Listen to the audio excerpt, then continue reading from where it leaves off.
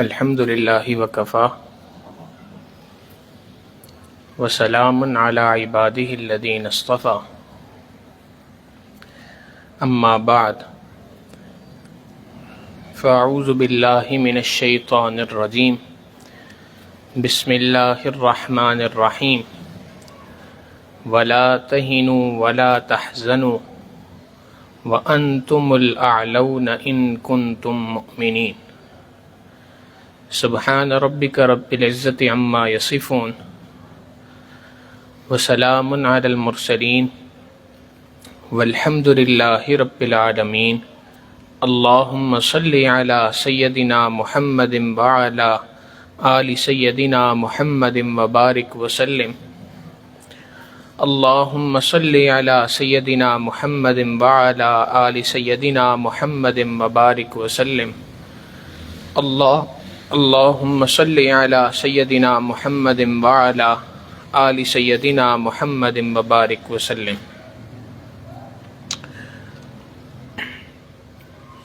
حدیث مبارکہ میں آتا ہے نبی علیہ الصلوۃ والسلام نے ارشاد فرمایا، جس بندے پر اللہ رب العزت کی جانب سے دعا کے دروازے کھل گئے اس پر اللہ رب العزت کی رحمت کے دروازے کھل گئے۔ گویا دوسرے الفاظ میں جس بندے پر دعا کے دروازے نہیں کھلے، جس کو دعا مانگنے کی عادت نہیں ہے، جس سے دعا مانگی نہیں جاتی، اس پر اللہ رب العزت کی رحمت کے دروازے ابھی تک نہیں کھلے۔ اللہ کی رحمت بندے کی جانب متوجہ نہیں ہو رہی۔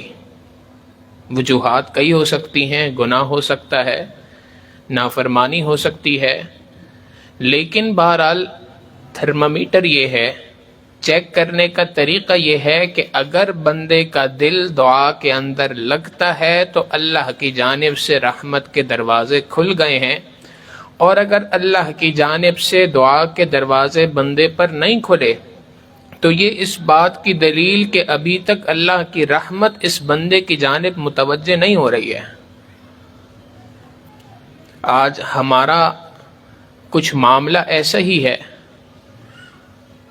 فرض نماز ہو تو اللہ کے رسول صلی اللہ علیہ وسلم فرماتے ہیں کہ فرض نماز کے بعد جو دعا مانگی جاتی ہے اللہ اس دعا کو قبول فرماتے ہیں، اور ہمارا معاملہ یہ ہوتا ہے کہ فرض کا سلام پھیرتے کے ساتھ ہی اٹھ کے وہاں سے بھاگتے ہیں۔ وہاں سے اٹھ کے بھاگنا اور دعا کا نہ مانگنا، ہمارے مشائخ نے بتایا کہ اس کی مثال بالکل ایسی ہے جیسے ایک مزدور سارا دن مزدوری کرتا رہے، جب شام کو اس کا آقا، اس کا مالک پوچھے کہ بھئی بتاؤ کتنے پیسے تمہارے ہو گئے، کیا کیا تم نے آج، تمہیں اس کے حساب سے مزدوری دی جائے تو اس وقت بھاگتا کھڑا ہو جائے اور کہہ دے کہ مجھے مزدوری نہیں چاہیے۔ ایسی ہی بات ہے کہ جب بندہ نماز پڑھ کے فارغ ہوتا ہے اللہ رب العزت بندے سے باقاعدہ پوچھتے ہیں، گویا کہ اللہ کی جانب سے سوال ہے کہ میرے بندے مانگ کیا مانگتا ہے۔ اس لیے کہ بندہ جب نماز میں کھڑا ہوتا ہے تو نماز میں کھڑا ہو کر وہ اللہ رب العزت کی تعریف بیان کر رہا ہے، الحمدللہ رب العالمین الرحمن الرحیم مالک یوم الدین ایاک نعبد و ایاک نستعین، یہ سارے کے سارے تعریف کے کلمات ہیں، تعریف کے الفاظ ہیں۔ تو وہ مستقل تعریف اللہ رب العزت کی کر رہا ہے۔ پھر جب وہ رکوع میں جا رہا ہے تو وہاں پر بھی تعریف کر رہا ہے، سجدے میں جا رہا ہے تو وہاں پر بھی اللہ کی تعریف کر رہا ہے، اتحیات میں بیٹھا ہے تو وہاں پر بھی اللہ رب العزت کی تعریف کر رہا ہے۔ تو مستقل اللہ رب العزت کی تعریف ہے، اور خود باقاعدہ سجدہ ایک اللہ کی تعریف ہے، رکوع ایک اللہ کی تعریف ہے، قیام ایک اللہ رب العزت کی تعریف ہے کہ بندہ اظہار کرتا ہے اس بات کا، اے اللہ میں کچھ نہیں، میرا کچھ نہیں، صرف اور صرف آپ ہی کی ذات ہے، میں آپ کا بندہ ہوں، آپ میرے پروردگار ہیں۔ لہذا بندہ اپنی عاجزی اور اللہ رب العزت کی کبریائی کو بیان کر رہا ہے، یہاں تک کہ سلام پھیرنے کا وقت آ جاتا ہے۔ جب وہ سلام پھیرتا ہے تو اس نے اللہ رب العزت کی اتنی زیادہ تعریف کی ہے، اب اللہ کی جانب سے سوال ہے کہ میرے بندے مانگ کیا مانگتا ہے، اور اس وقت میں بندہ سلام پھیرتے کے ساتھ ہی اٹھے اور مسجد سے باہر چلا جائے. تو یہ تو واقعی یہی مثال ہے کہ بندے کو، ایک مزدور کو کہا جائے کہ بھئی بتاؤ تمہاری اجرت کیا ہے، اور جب اجرت دینے کا وقت آئے اس وقت پر مزدور وہاں سے نکل کر بھاگ کھڑا ہو.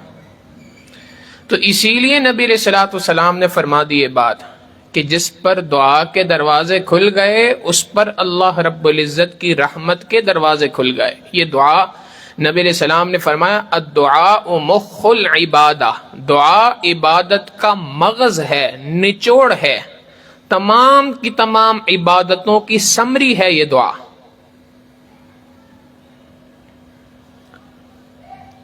ہمارے مشائخ کا اسی وجہ سے یہ معمول ہے کہ وہ دن میں ایک وقت اپنا مختص کرتے ہیں، مقرر کرتے ہیں، اس وقت پر اللہ رب العزت کے سامنے جم کر دعا کرتے ہیں. آج ہمارا حال یہ ہے کہ ہم اول تو دعا مانگتے نہیں، اور کبھی اگر دعا مانگنے کے لیے ہاتھ اٹھا لیں تو اس وقت پہ ہمیں پتہ نہیں ہوتا کہ ہم نے ہاتھ اٹھا کر دعا کیا مانگی ہے. بہت سارے لوگ مسجد کے اندر نماز کے بعد دعا مانگنے کے لیے ہاتھ اٹھاتے ہیں، لیکن جیسے امام نے ہاتھ اٹھائے انہوں نے بھی اٹھا لیے، امام نے ہاتھ اپنے چہرے پہ پھیر لیے تو انہوں نے بھی پھیر لیے. اب ان سے پوچھا جائے بھئی کیا دعا مانگی تو خود کہتے ہیں یاد نہیں. سینکڑوں بار ہم اپنا جائزہ لے لیں، خود کئی مرتبہ ہمارے ساتھ بھی یہ معاملہ پیش آتا ہے کہ جب ہم دعا مانگ کے فارغ ہو چکے ہیں تھوڑی دیر کے لیے بیٹھ کے سوچیں کہ میں نے ابھی کیا مانگا، تو خود احساس ہوتا ہے کہ نہیں مجھے تو پتہ ہی نہیں ہے کہ میں نے کیا مانگا. جب اتنی غفلت کے ساتھ دعا مانگیں گے تو بھلا دعا کیسے قبول ہوگی؟ وہ کیسے اللہ رب العزت کے دربار میں وہ دعا پیش ہوگی؟ ہمارے مشائخ نے یہ بات کہی ہے کہ دعا کے مانگنے کے کچھ آداب ہیں، ان اصولوں کی بنیاد پر، ان آداب کی بنیاد پر دعا مانگی جائے گی تو دعا قبول ہوگی، اور اگر ان اصولوں کی بنیاد پر دعا نہ مانگی جائے تو پھر دعا قبول نہیں ہوا کرتی. اس کی مثال بالکل ایسی ہے کہ آج اگر کسی کورٹ کے اندر اگر کسی بندے نے درخواست دائر کرنی ہو، کوئی معاملہ پیش آ جائے، تو اس کے لیے کورٹ میں جانے کا طریقہ یہ نہیں کہ بندہ صبح صبح منہ دھوئے اور کورٹ کے اندر پہنچ جائے. وہ کہتے ہیں نہیں جناب، آپ کو اپنی درخواست کو اس پورے فارمیٹ پہ تیار کرنا ہوگا. کیوں اس فارمیٹ پہ تیار کرنا ہوگا؟ اس لیے کہ عدالت کے کچھ اپنے اصول و ضوابط ہیں، کچھ اپنے قوانین ہیں. ان قوانین کے مطابق اگر درخواست ہوگی تو وہ عدالت میں پیش کی جا سکتی ہے. اگر دنیا کی چھوٹی سی عدالت کا کوئی فارمیٹ ہے تو اللہ رب العزت کی بارگاہ کے اندر بھی دعا مانگنے کا کوئی فارمیٹ ہے. کچھ اصول ہیں، کچھ ضوابط ہیں جن کے اوپر دھیان رکھنا، جن کی رعایت کرنا یہ ہر بندے کی ذمہ داری ہے. چنانچہ ہمارے مشائخ نے یہ بات کہی کہ دعا کے مانگنے کا سب سے پہلا ادب یہ ہے کہ بندہ اللہ رب العزت سے دعا پوری توجہ کے ساتھ مانگے.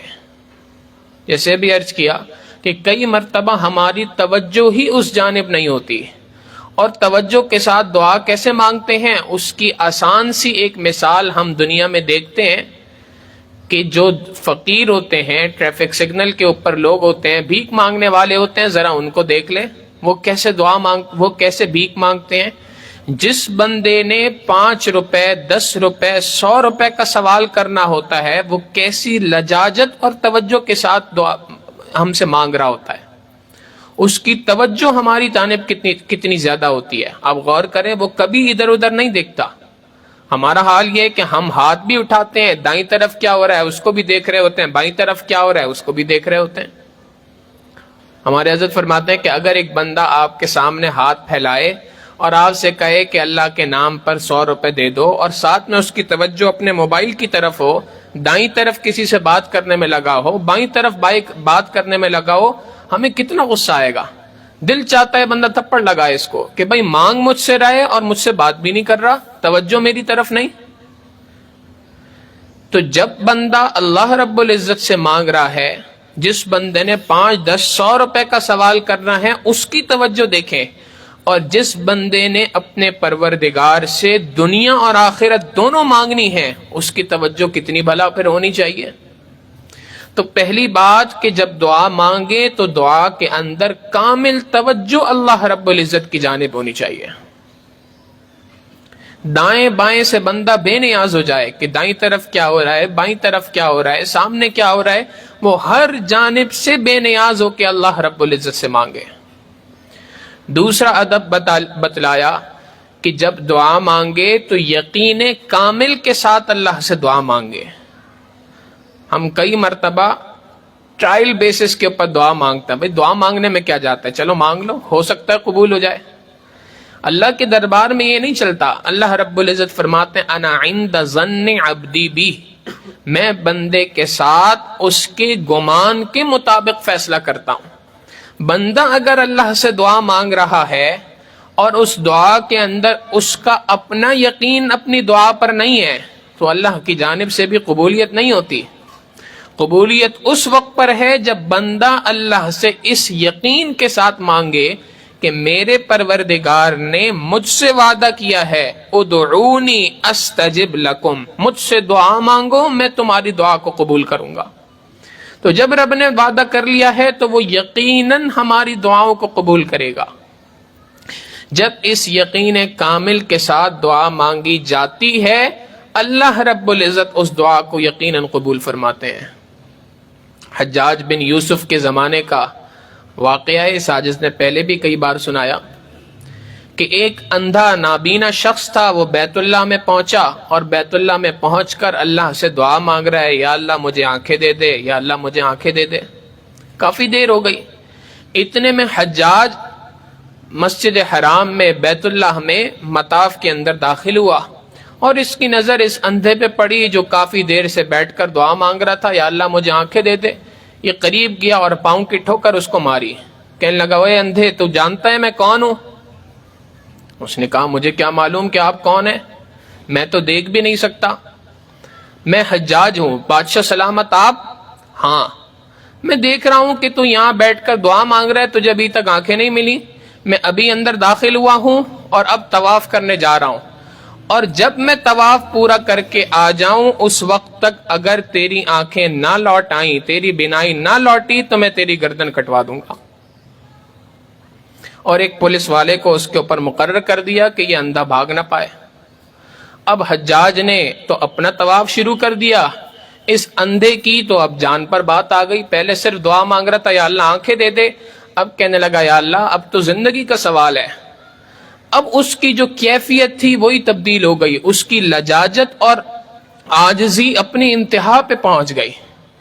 اب جو اس نے دعا مانگنا شروع کی، کتابوں میں لکھا ہے حجاج کا ابھی طواف مکمل نہیں ہوا تھا، اللہ رب العزت نے اس بندے کو اس کی بینائی لوٹا دی۔ حجاج واپس آیا تو اس نے اس بندے سے کہا کہ دیکھ جس طرح تو دعا مانگ رہا تھا ساری زندگی مانگتا رہتا تب بھی دعا قبول نہیں ہونی تھی، اس لیے کہ تجھے خود یقین نہ تھا اس بات پر، تیری توجہ ہی اللہ کی جانب نہ تھی۔ اب جب میں نے یہ بات کہی اور تیری جان پر بن گئی، اب تیری توجہ بھی اللہ کی جانب ہے، تیرا یقین بھی اللہ کی جانب اٹھ گیا ہے، اب دیکھ کہ اللہ نے تیری دعا کو کیسے قبول فرمایا۔ جب بندہ یقین کامل کے ساتھ اللہ سے دعا مانگتا ہے اللہ رب العزت دعا کو ضرور قبول فرماتے ہیں۔ صلاح الدین ایوبی کے زمانے کا واقعہ ہے کہ اس نے ایک بہت لمبی ایک جنگ تھی، وہ جنگ لڑی اور جنگ لڑ کے دشمنوں کو پسپا کر کے ایک جگہ پہ پڑاؤ ڈالا۔ یہ مہینوں کے اعتبار سے جنگ تھی اور اس جنگ کے بعد جو سپاہی تھے وہ انتہا درجے کے تھکے ہوئے بھی تھے اور بری طرح سے زخمی بھی تھے۔ اتنے میں اطلاع ملی کہ عیسائیوں کا ایک بہت بڑا بحری جہاز ہے، بری بیڑا ہے، جو سمندر کے راستے سے مسلمانوں پر حملہ کرنے کے لیے آ رہا ہے اور وہ بہت قریب پہنچ چکا ہے۔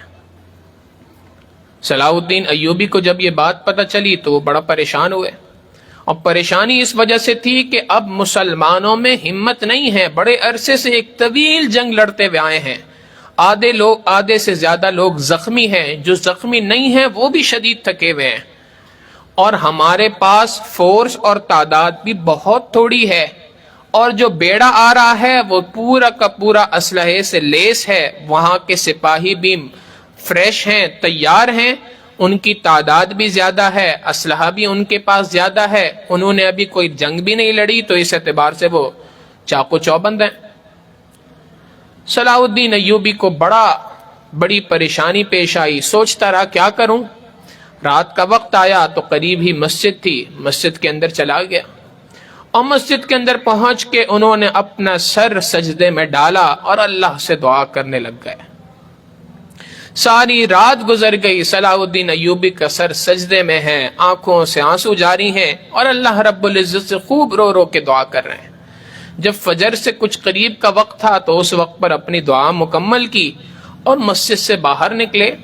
ایک اللہ والے کو دیکھا کہ وہ مسجد میں داخل ہو رہے ہیں، تو سوچا ان سے بھی دعا کی گزارش کر دوں۔ ان کو آگے بڑھ کے سلام کیا، مصافحہ کیا، اور کہنے لگے کہ حضرت، مسلمانوں پر عیسائیوں کا ایک بہت بڑا بحری جہاز ہے، بحری بیڑا ہے جو آ رہا ہے اور مسلمانوں پہ حملہ کرنا چاہتا ہے، آپ خاص دعا اس کے لیے فرمائیں۔ وہ بھی اللہ والے تھے، انہوں نے صلاح الدین ایوبی کے چہرے پر ایک نظر ڈالی اور اس کے بعد کہا، صلاح الدین، وہ بحری بیڑا تو کل رات کو تیرے آنسوؤں کے اندر بہہ پڑا ہے۔ یہ حیران ہو گئے۔ جب باہر پہنچے تھوڑی دیر میں اطلاع آ گئی کہ واقعی رات کے اس پہر میں جب صلاح الدین ایوبی اپنے پروردگار سے دعا کر رہے تھے، اپنے پروردگار سے فریاد کر رہے تھے، اس وقت پر وہ جو بحری جہاز تھا وہ پورا کا پورا بحری بیڑا سمندر کے اندر غرق ہو گیا۔ تو جب بندہ یقین کے ساتھ دعا مانگتا ہے، کامل توجہ کے ساتھ دعا مانگتا ہے، اللہ رب العزت اس کی دعا کو ضرور قبول فرماتے ہیں۔ شرط یہ ہے کہ کامل توجہ ہو اور یقین کامل ہو کہ اللہ رب العزت میری دعا کو قبول فرمائیں گے۔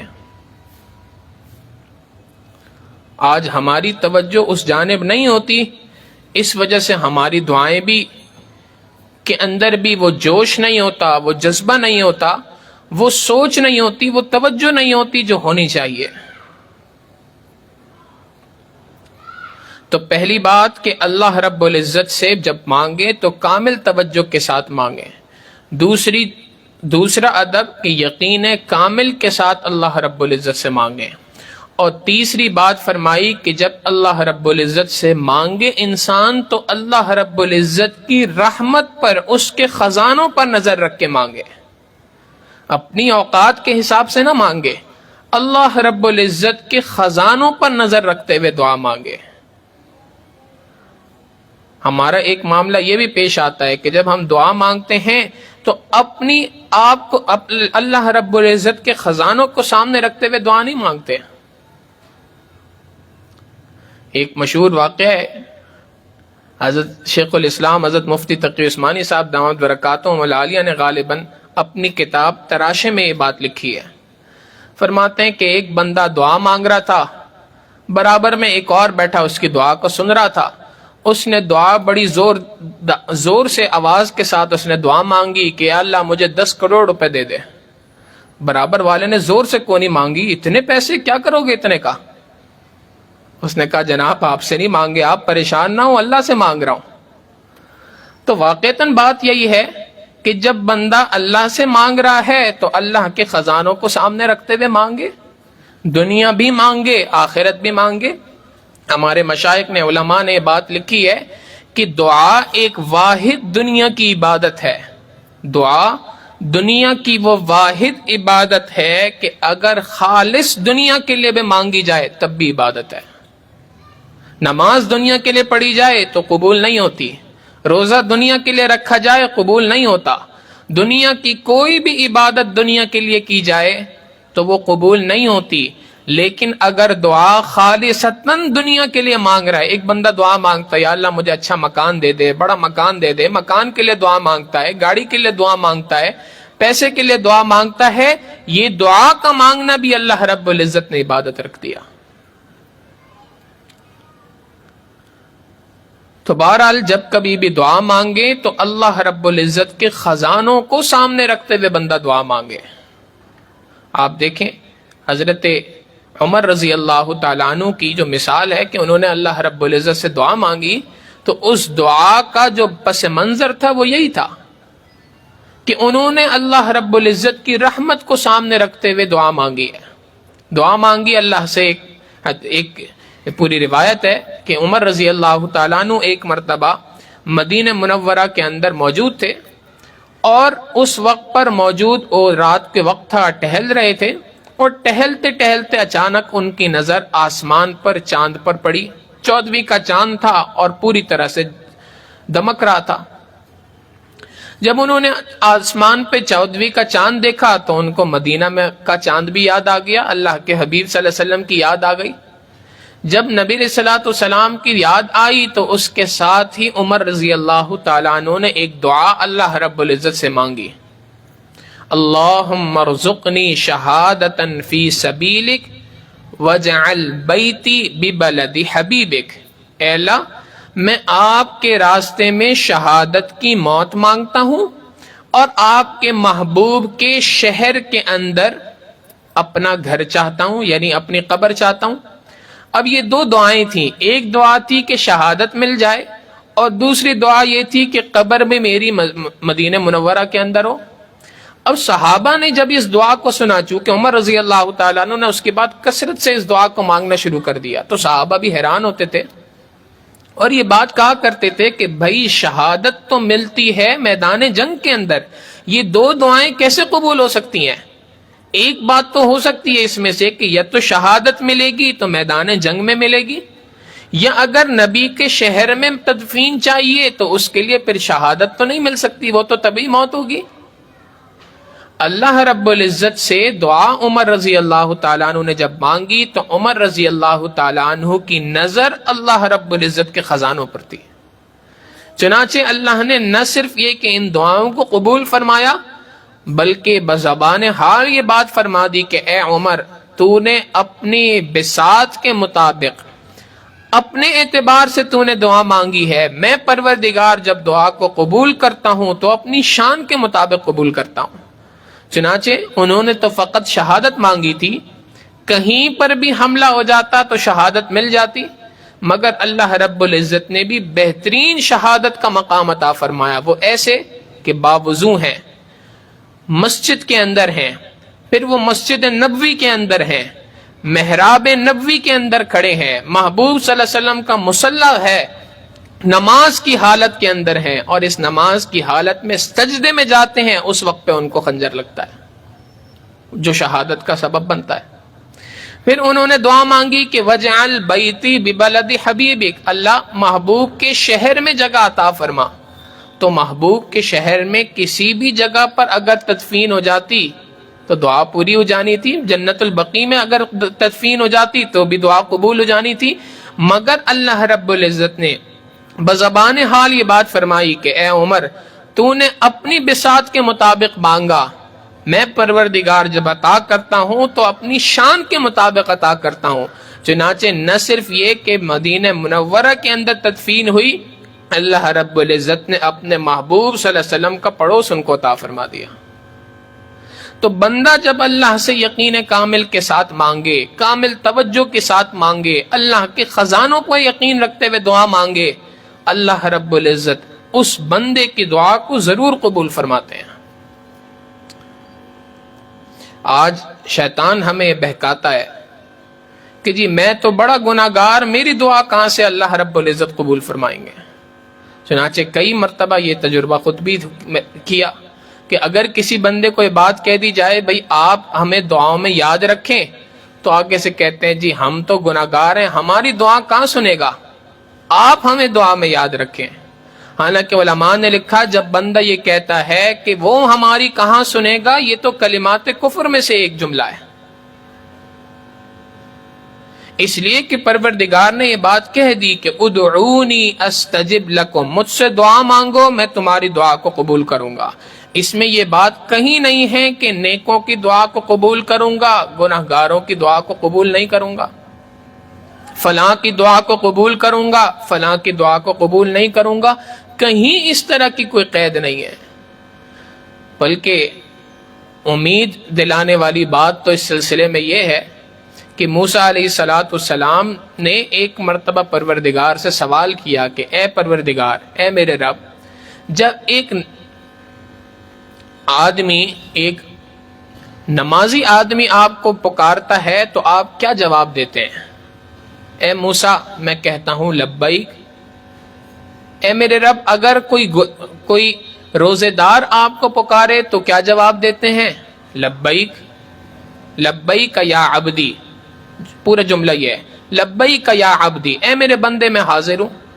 روزے دار پکارے تو بھی یہ جواب ہے، نمازی پکارے تو بھی یہی دعا ہے، یہی جواب ہے۔ اے اللہ، اگر آپ کے راستے میں مال خرچ کرنے والا آپ کو پکارے تو کیا جواب دیتے ہیں؟ لبیک یا عبدی۔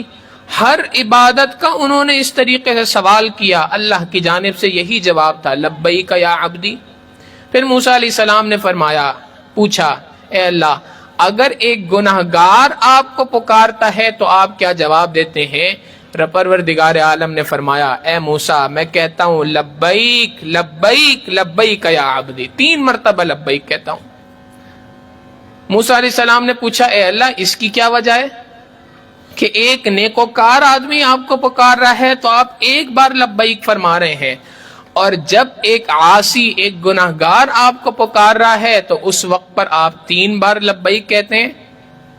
تو اللہ رب العزت نے فرمایا، اے موسیٰ، یہ جتنے عبادت گزار لوگ تھے، جب انہوں نے مجھے پکارا تو ان کو مجھے پکارتے وقت ان کو بھروسہ اپنی عبادت کے اوپر تھا جس کی بنیاد پہ انہوں نے مجھے پکارا، اور جب گناہگار نے مجھے پکارا تو اس کے پاس سوائے میری رحمت کی کسی اور چیز کا بھروسہ نہ تھا، اس نے میری رحمت پہ بھروسہ کرتے ہوئے مجھے پکارا۔ اے موسیٰ، جو میری رحمت پہ بھروسہ کرتا ہے، میری رحمت اس کو اپنے آغوش میں لے لیا کرتی ہے۔ لہٰذا یہ نہیں کہنا چاہیے کہ جی میری دعا کہاں سے سنے گا۔ اللہ کے حبیب صلی اللہ علیہ وسلم نے تو بلکہ ہمیں سکھلائی ہے یہ بات کہ بھائی تم دوسروں کو دعا کی گزارش کیا کرو۔ اللہ کے حبیب صلی اللہ علیہ وسلم کے پاس سیدنا عمر رضی اللہ تعالیٰ عنہ آئے اور آ کر فرمایا، اے اللہ کے حبیب صلی اللہ علیہ وسلم، عمرے پہ جانے کا ارادہ ہے۔ نبی علیہ السلام نے فرمایا، اے میرے چھوٹے بھائی، اپنی دعاؤں میں مجھے یاد رکھنا۔ نبی علیہ السلام عمر رضی اللہ تعالیٰ عنہ کو دعا کی گزارش کر کے امت کو سکھلا رہے ہیں یہ بات کہ ایک دوسرے کو دعا کا کہتے رہنا اور ایک دوسرے کے لیے دعا کرنا یہ عبادت ہے، یہ اللہ کے حبیب صلی اللہ علیہ وسلم کی سنت ہے۔ لہذا علماء نے ایک بات اور لکھی ہے، اور وہ یہ کہ ایک ہوتا ہے دعا کروانا اور ایک ہوتا ہے دعا لینا، ان دونوں میں بڑا فرق ہے۔ دعا کروانا تو یہ ہے کہ بندہ اپنے استاد سے کہے کہ استاد جی مجھے دعاؤں میں یاد رکھیں، والدین سے کہے امی آپ دعاؤں میں یاد رکھیں، ابو آپ دعا میں یاد رکھیں، شیخ سے کہے دعاؤں میں یاد رکھیں، یہ دعا کا کہنا ہے، دعا کروانا ہے، یہ بھی مستحسن ہے، حدیث مبارکہ سے ثابت ہے۔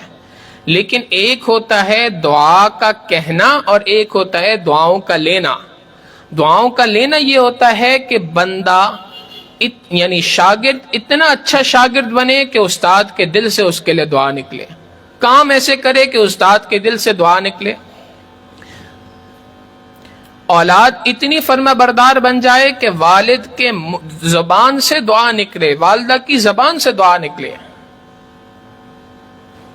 ایک بات درمیان میں کہنے کی ضرورت پیش آ رہی ہے، اور وہ یہ ہے کہ آج ہم بحیثیت نوجوان اپنے والدین کی باتوں کو توجہ نہیں دیتے، ہم ان کی باتوں کو سنتے نہیں ہیں۔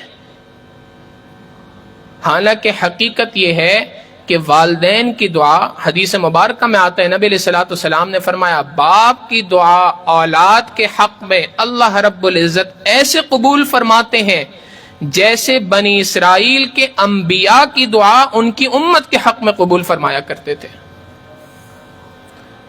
رضا الرب رضا الوالد، پروردگار کی رضا والد کی رضا کے اندر چھپی ہے، لہٰذا ان سے دعائیں کروانی چاہیے، ان سے دعائیں لینی چاہیے۔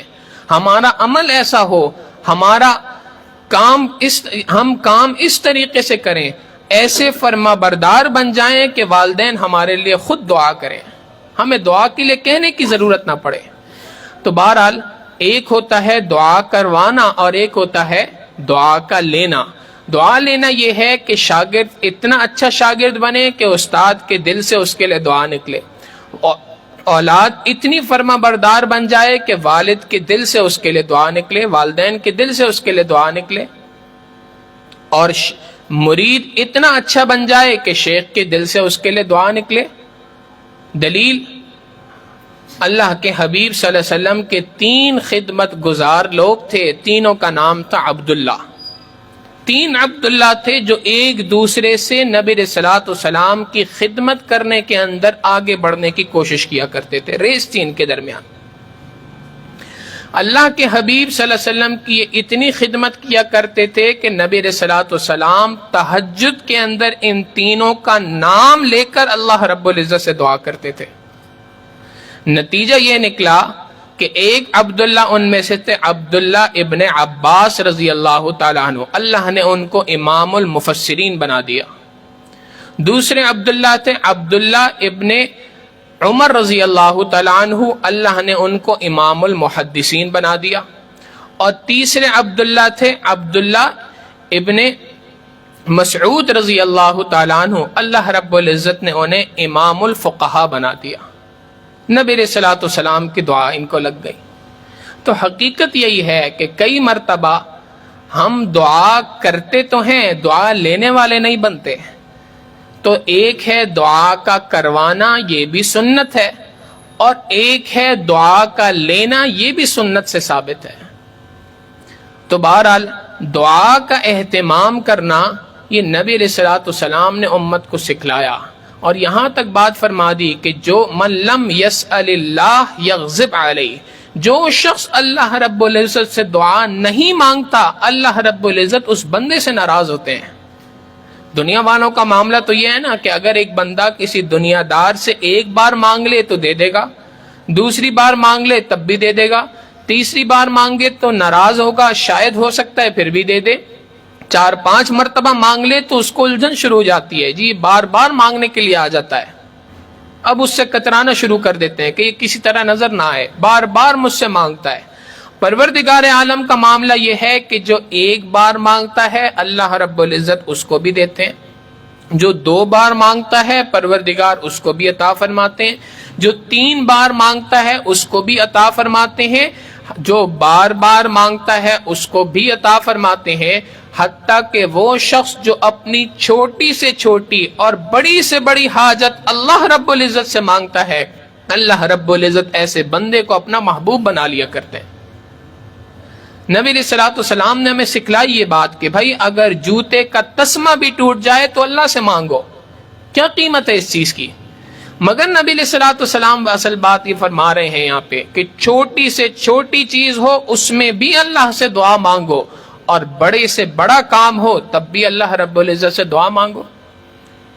اور ہمیں سکھلائی یہ بات کہ جب بڑا کام کوئی آ جائے تب بھی اللہ سے دعا مانگنی ہے۔ یہ جو کہا جاتا ہے نا کوئی بڑا کام کرنے سے پہلے استخارہ کرو، استخارہ کیا چیز ہے؟ اللہ رب العزت سے خیر طلب کرنا۔ طلباء بیٹھے جانتے ہیں بات کہ باب استفعال سے یہ نکلا ہے، اور استفعال کی خاصیت میں سے یہ ہے کسی چیز کا طلب کرنا، خیر کا طلب کرنا، خیر کا مانگنا، یہ استخارہ ہے۔ تو خیر مانگنے کا نام استخارہ ہے، اللہ رب العزت سے خیر طلب کرنا۔ اللہ رب العزت یہ چاہتے ہیں کہ میرے بندے جب تو کوئی بڑا کام کر رہا ہے تب بھی مجھ سے خیر طلب کر، مجھ سے مانگ۔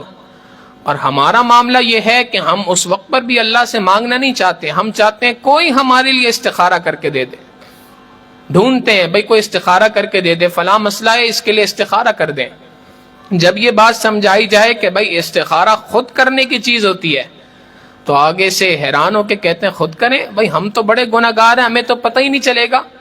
یاد رکھیے کسی حدیث مبارکہ سے بات ثابت نہیں ہے، کہیں سے یہ بات نہیں پتہ چلتی کہ استخارہ کرنے کے لیے نیک ہونا ضروری ہے، استخارے کے بعد خواب میں فلاں چیز کا آنا ضروری ہے، نہیں۔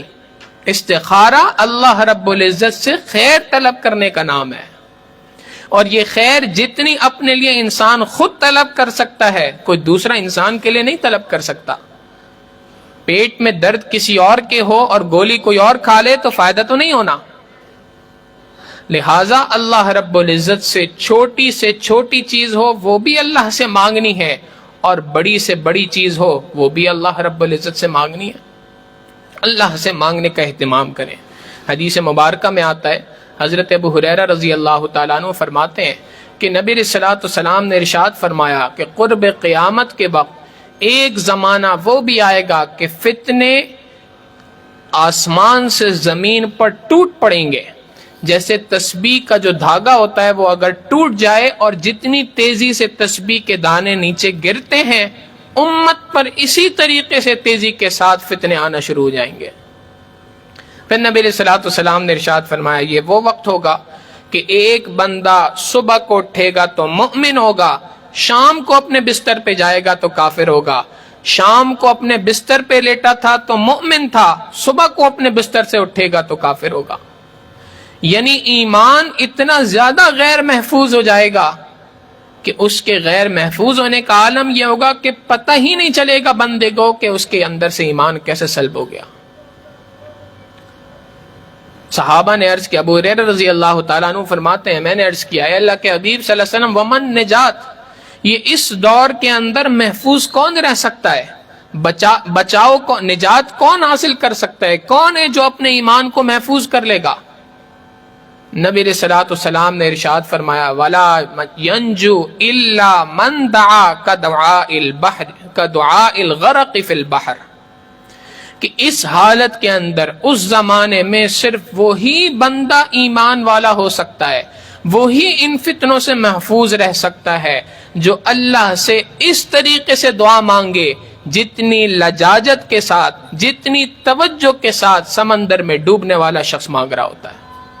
جب بندے کو پتا ہو کہ اب میرے پاس کوئی دوسری ہوپ نہیں، کوئی دوسرا آسرا نہیں ہے، میں سمندر میں ڈوبنے والا ہوں، اس وقت پہ وہ جتنی توجہ کے ساتھ اللہ سے دعا مانگ رہا ہے اتنی توجہ کے ساتھ اللہ سے دعا مانگنے والا شخص نجات پا جائے گا۔ تو اس فتنوں کے دور میں اگر اپنے ایمان کی حفاظت کرنی ہے، نبی علیہ الصلوۃ والسلام فرماتے ہیں کہ اس کے لیے تمہارے پاس اسلحہ اللہ رب العزت کے راستے میں دعا کرنا ہے، اور جو اللہ سے مانگتا رہتا ہے اللہ رب العزت اس کی ہر طرح سے حفاظت فرماتے ہیں۔ آج اگر ہم اپنے ملکی حالات کا جائزہ لیں تو ہم سب پریشان ہیں، بد امنی کی وجہ سے پریشان ہیں، مہنگائی کی وجہ سے پریشان ہیں، مختلف مسائل ہیں جن کی وجہ سے پریشان ہیں۔ تو سوال یہ ہے کہ ہم اتنا پریشان تو ہیں، کیا ہم اللہ رب العزت سے اپنے پریشانی کی فریاد بھی کر رہے ہیں؟ اللہ رب العزت سے دعا بھی مانگ رہے ہیں کہ نہیں مانگ رہے؟ اللہ رب العزت کے سامنے گڑ گڑا رہے ہیں کہ نہیں گڑ گڑا رہے؟ حقیقت یہ ہے کہ ہمیں اللہ رب العزت سے دعائیں مانگنے کی ضرورت ہے، اور ہم ملک سے ہٹ کر ایک عالمی سطح کے اوپر اگر دیکھ لیں تو مسلمان آج ہر طرف سے مصیبتوں میں پریشانیوں کے اندر گھرے ہیں۔ کیا ہم اللہ رب العزت سے دعا مانگ رہے ہیں؟ کیا ہم اللہ رب العزت سے اپنا تعلق جوڑ رہے ہیں؟ ایک بات ذہن میں رکھنے کی ہے، وہ یہ کہ کبھی بھی ہمارے ایمان کا موازنہ اللہ رب العزت کے دربار میں صحابہ کے ایمان سے نہیں ہوگا۔ کبھی صحابہ نے یہ کام کر دکھائے، تم نے کیا کر دکھائے؟ اس لیے کہ ان کو نبی علیہ الصلوۃ والسلام کی صحبت حاصل تھی، ہم اس کے مقابلے میں 1400 سال کے بعد پیدا ہوئے، تو ہمارا تقابل صحابہ کے ساتھ نہیں ہوگا، لیکن البتہ اپنے زمانے میں موجود لوگوں کے ساتھ ہمارا تقابل ضرور ہوگا۔ آپ غور کریں کہ ہم بھی مسلمان ہیں، اور ہمارے مقابلے میں فلسطین میں رہنے والے یہ غیور لوگ یہ بھی مسلمان ہیں۔ ذرا اپنے ایمان کا ان کے ایمان کے ساتھ موازنہ تو کر کے دیکھیں۔ جب کل سے یہ خبر آئی اس کے بعد سے عاجز یہی بات سوچ رہا تھا کہ بھائی ہم اگر اپنے ایمان کو ان کے ایمان کے ساتھ موازنہ کریں تو کیا حیثیت ہے ہماری، ان کے مسائل کیا ہیں اور ہمارے مسائل کیا ہیں۔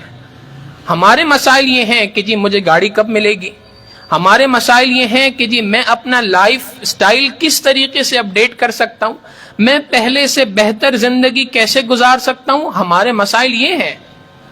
اور ان کے مسائل کیا ہیں؟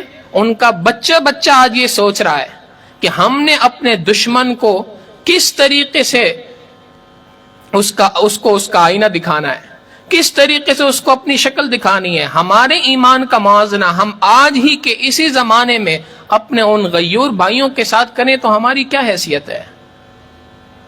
تو لہٰذا اپنے ایمان کی فکر کرنے کی ضرورت ہے۔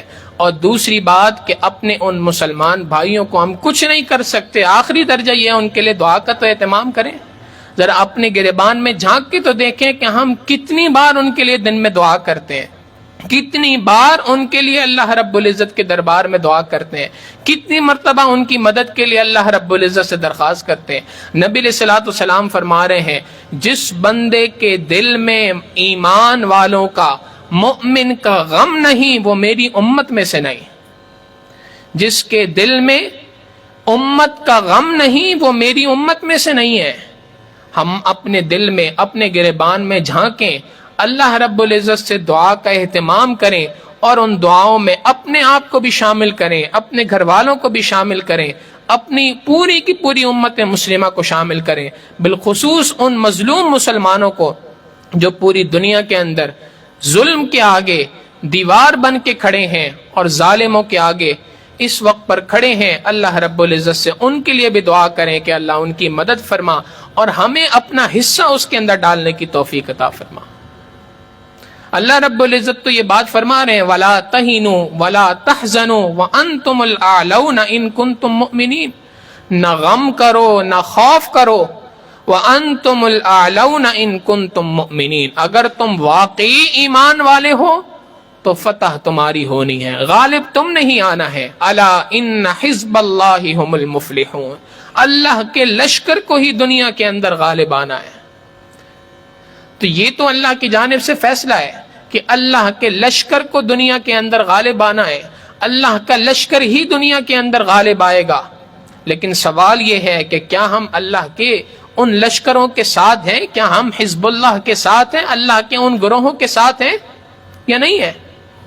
نبی علیہ الصلوۃ والسلام نے فرمایا کہ قیامت کے دن تک مسلسل جہاد چلتا رہے گا، اور ایک وقت وہ بھی آئے گا کہ ایک خاص جگہ پہ اللہ کے سرفروش بندے اللہ رب العزت کے ساتھ جہاد میں مسلسل لگے رہیں گے یہاں تک کہ قیامت کا دن آ جائے۔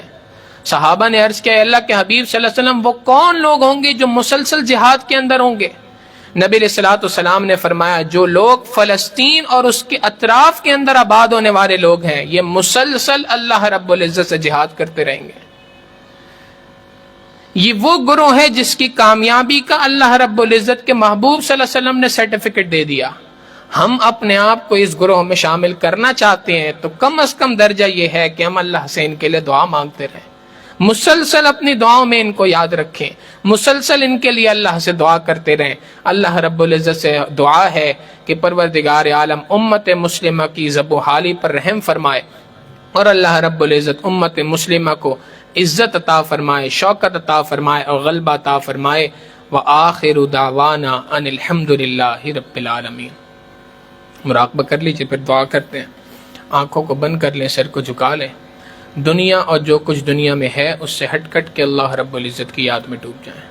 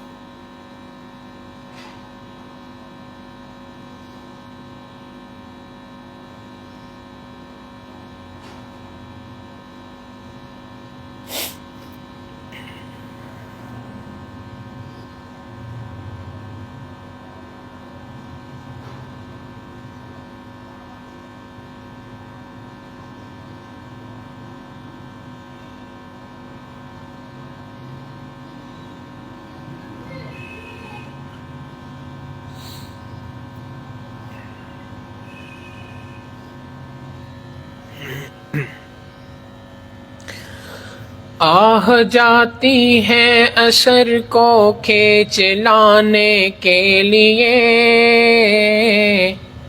بادلوں ہٹ جاؤ دے دو راہ جانے کے لیے۔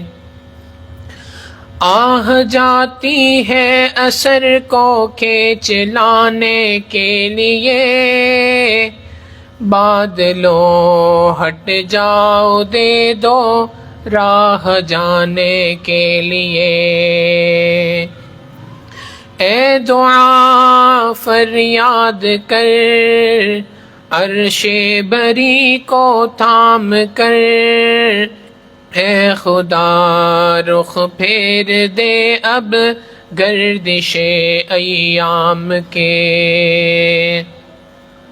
اے دعا فریاد کر عرش بری کو تھام کر،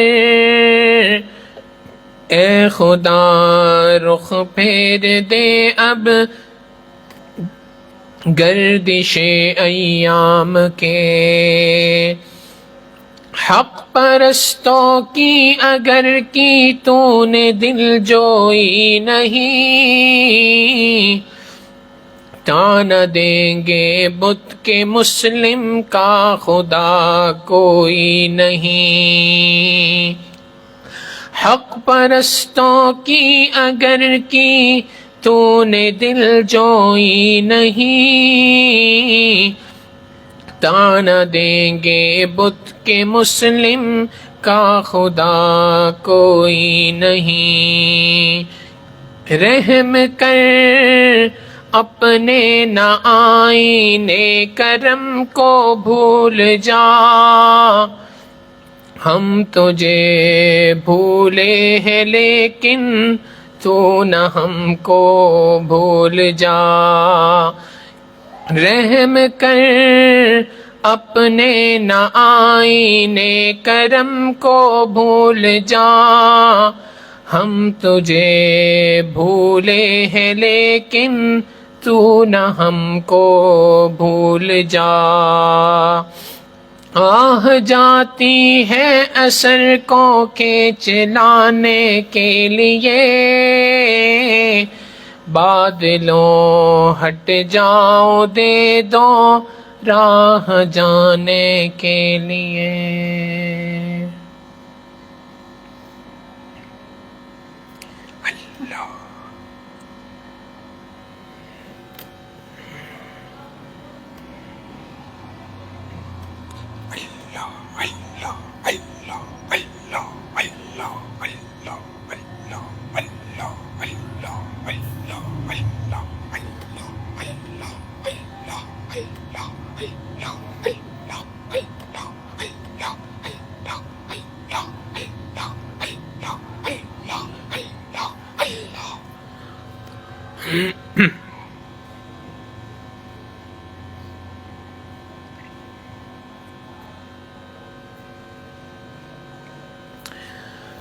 لا الہ الا اللہ محمد الرسول اللہ۔ دعا کر لیجئے۔ سبحان ربی العلی الوہاب، اللہم صلی علی سیدنا محمد وعلی آل سیدنا محمد وبارک وسلم۔ ربنا ظلمنا انفسنا وان لم تغفر لنا وترحمنا لنکونن من الخاسرین۔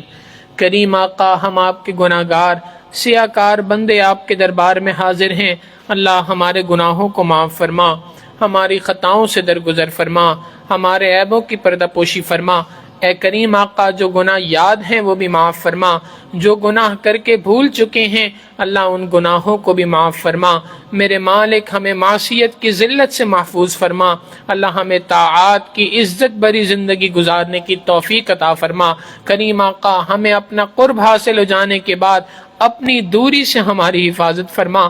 اللہ، اپنا قرب حاصل ہو جانے کے بعد اپنی دوری سے ہمیں محفوظ فرما۔ میرے مالک، اپنا قرب حاصل ہو جانے کے بعد اپنی دوری سے ہمیں محفوظ فرما۔ اے کریم آقا، ہدایت مل جانے کے بعد گمراہی سے ہماری حفاظت فرما۔ اپنی رحمتوں کی ہمیشہ پشت پناہی نصیب فرما۔ اللہ کبھی بے آسرا نہ فرما۔ اے کریم آقا کبھی کسی دوسرے در پر جا کر کھٹکھٹانے سے محفوظ فرما۔ اے کریم آقا ہمیشہ اپنے در کی لو لگانے والا ہمیں بنا دیجئے، ہمیشہ اپنی چوکھٹ کو پکڑنے والا ہمیں بنا دیجئے۔ کریم آقا فضل کا معاملہ ہمارے ساتھ فرما، کرم کا معاملہ ہمارے ساتھ فرما، رحمتوں کا معاملہ فرما۔ اے کریم آقا ہمارے ان غیور فلسطینی بھائیوں کی اللہ اپنی رحمت سے مدد فرما۔ اللہ ان کی پشت پناہی، اے اللہ انہیں پشت پناہی نصیب فرما، دائیں بائیں سے ان کی حفاظت فرما، آگے پیچھے سے ان کی حفاظت فرما۔ اے کریم آقا، اے اللہ بدر کے موقع پہ بھی مسلمان تھوڑے ہی تھے اور اس کے مقابلے میں کفار کی تعداد بہت زیادہ تھی، وہ ان سے اسلحے کے اندر بھی زیادہ تھے، طاقت کے اندر بھی زیادہ تھے، آپ نے ان کی مدد فرمائی تھی۔ اے اللہ فرشتوں کے ذریعے سے آپ نے مدد فرمائی تھی۔ اللہ ان غیور فلسطینی بھائیوں کی بھی اپنے فرشتوں کے ذریعے سے مدد فرما دیجئے۔ اللہ بدر کے اس یاد کو دوبارہ سے تازہ فرما دیجئے۔ کریم آقا اپنی رحمتوں کے ساتھ ظالموں کے ظلم سے ہمیں نجات عطا فرما دیجئے۔ اے اللہ ان ظالموں کی قسمت میں اگر آپ نے ہدایت لکھی ہے تو انہیں ہدایت عطا فرما دیجئے، اور اگر ان کی قسمت میں ہدایت نہیں ہے اللہ انہیں عبرت کا بھرپور اے اللہ عبرت ناک انہیں انجام نصیب فرما۔ اے اللہ اپنی رحمتوں کا معاملہ ہمارے ساتھ فرما، کرم کا معاملہ فرما، فضل کا معاملہ فرما، ہمارے تینوں حرم کی حفاظت فرما۔ اللہ ہمیں بار بار اپنے گھر کا دیدار نصیب فرما، اپنے پیارے محبوب صلی اللہ علیہ وسلم کی در کی حاضری نصیب فرما۔ میرے مالک رحمتوں کا معاملہ فرما، ہم میں جو بیمار ہیں تمام بیماروں کو شفائے کلی نصیب فرما۔ اللہ ہمارے بہت ہی قریبی ساتھی جناب سید ابو المدثر صاحب شدید علین ہیں، اللہ انہیں اور دیگر تمام بیماروں کو شفائے کاملہ عاجلہ مستمرہ دائمہ نصیب فرما۔ اللہ جو مقروض ہیں ان کے قرضوں کی ادائیگی کی غیب سے سبیل پیدا فرما۔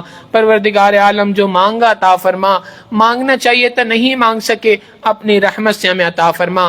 ربنا تقبل منا انک انت السمیع العلیم وتب علینا انک انت التواب الرحیم، وصلی اللہ تعالی علی حبیبہ سیدنا محمد وآلہ واصحابہ اجمعین برحمتک یا ارحم الراحمین۔